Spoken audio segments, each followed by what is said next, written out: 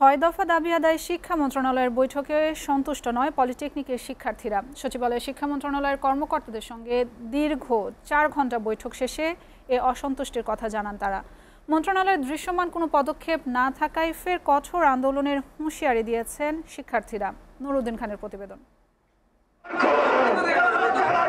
কারিগরি ও উচ্চশিক্ষা মন্ত্রণালয়ের নামে স্বতন্ত্র মন্ত্রণালয় প্রতিষ্ঠা ও কারিগরি শিক্ষার্থীদের উচ্চশিক্ষার জন্য একটি উন্নত মানের টেকনিক্যাল বিশ্ববিদ্যালয় প্রতিষ্ঠা সহ 6 দফা দাবিতে বুধবার সড়ক অবরোধ করে সরকারি বেসরকারি পলিটেকনিক ইনস্টিটিউটের শিক্ষার্থীরা।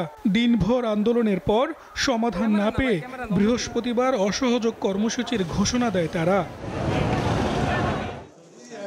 পরে বিষয়টি আমলে নিয়ে সচিবালয়ে আন্দোলনরত 18 সদস্য প্রতিনিধি দলের সাথে বৈঠকে বসে কারিগরি শিক্ষা মন্ত্রণালয়।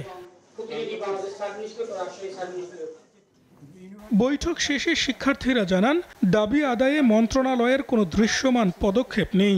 সভায় শিক্ষা উপদেষ্টা না থাকায় আপত্তি জানিয়ে কঠোর কর্মসূচির হুঁশিয়ারি দেন বিক্ষুব্ধ শিক্ষার্থীরা।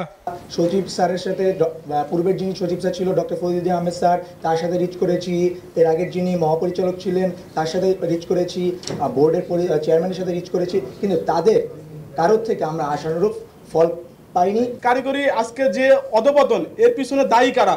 এর পিছনে দায়ী নন টেক যে পার্সনগুলো আছে। তারা বলতেছে তারা নিয়োগ বিধি সংশোধন করেছে, এটা করেছে, ক্লাবদের বিরুদ্ধে এই পদক্ষেপ নিয়েছে, কিন্তু আমরা কোনো দৃশ্যমান ফলাফল পাচ্ছি না। তার পরিপ্রেক্ষিতে সারা বাংলাদেশের সকল পলিটেকনিক ইনস্টিটিউট সম্মিলিতভাবে এবং কারিগরি ছাত্র আন্দোলন একত্রিতভাবে সিদ্ধান্তক্রমে কঠোর থেকে কঠোর কর্মসূচির দিকে যাবে।